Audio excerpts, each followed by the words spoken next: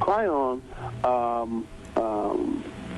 I wrote that, I was going through an experience in my life. It was a hard time, and I remember feeling like, man, I don't know if I could really make it in terms of being saved. Just didn't understand that this loving God that's so merciful and so forgiving, and the times that I've made mistakes just was, the guilt and the shame was on me so hard, and it just seemed like it was just so difficult. I remember going to Greater Grace and hearing Bishop David Ellis say, gold without fire, it would never be pure gold if it don't go through the fire. If you don't go through trials, you never know if you can make it through if you don't hold on. And so when I'm saying that, then it's like the rest of the words just came, and it is an experience that I really feel that most Christians can experience. When you go through those hard times, sometimes it seems strange concerning those fiery trials, that try us.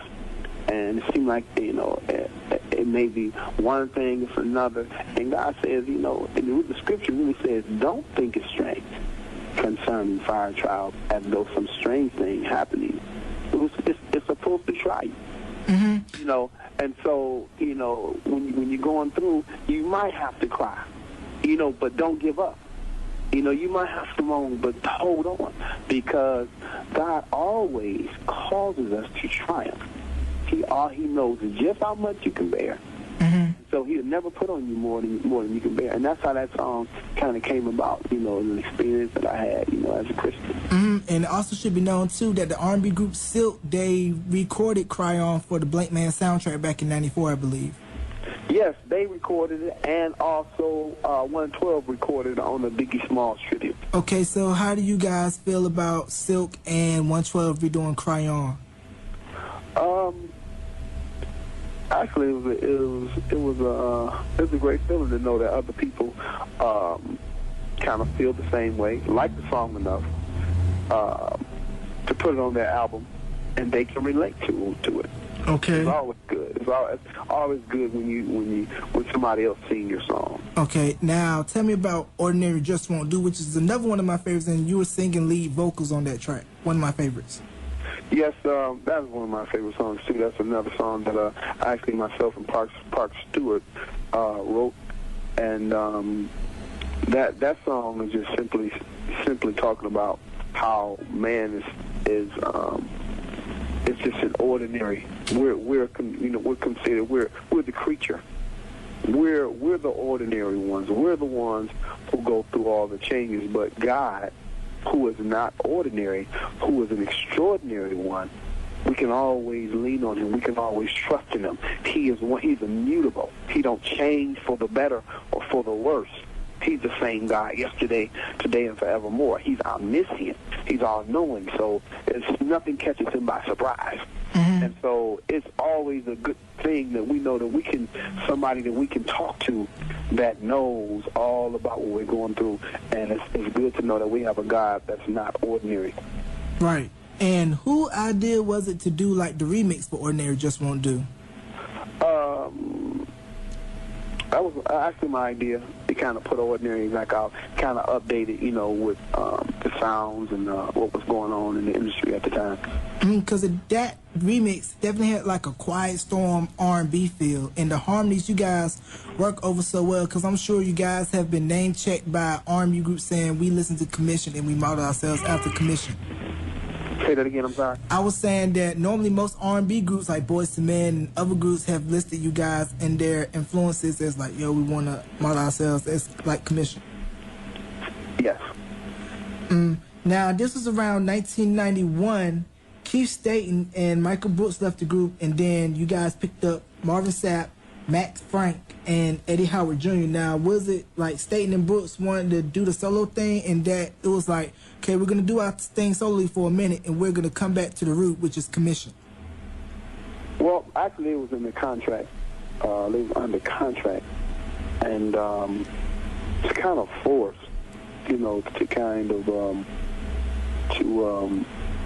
to kind of like depart. It wasn't something that they wanted and we wanted, you know what I mean? But it was kind of like because of the contracts they had signed, kind of forced those guys out.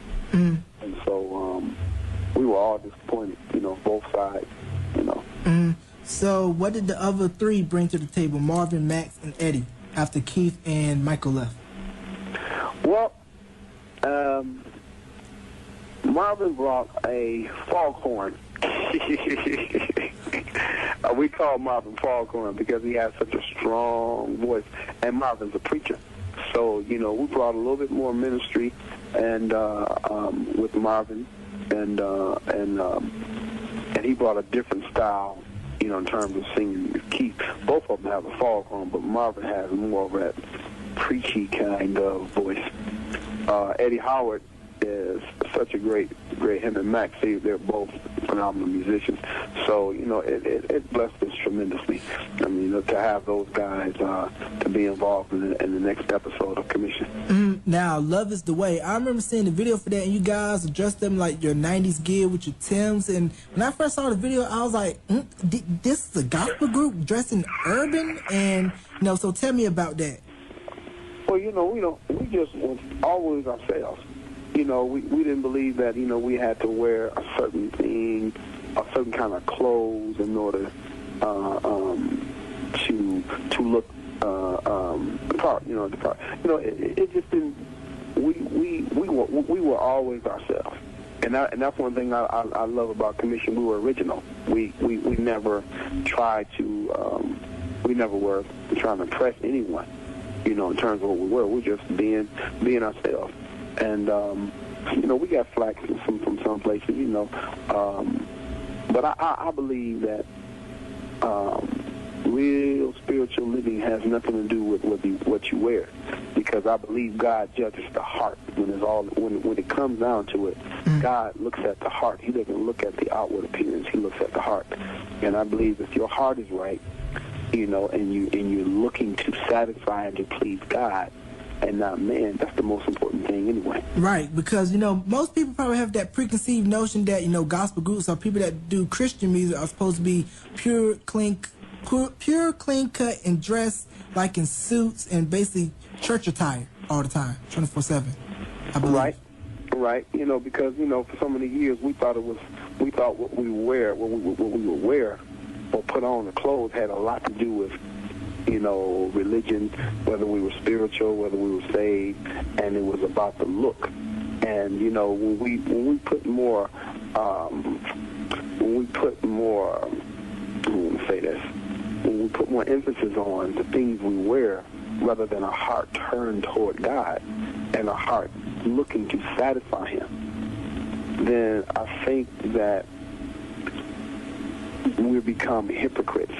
You know, when the outward appearance look good, but the inward heart is far from God. Now, with that song, Love Is the Way, like the part where you're breaking down, like, love it, after that part, that sounded very Boyz II Men-like, and it's like, wow, it sounded like a track Boyz II Men could have did.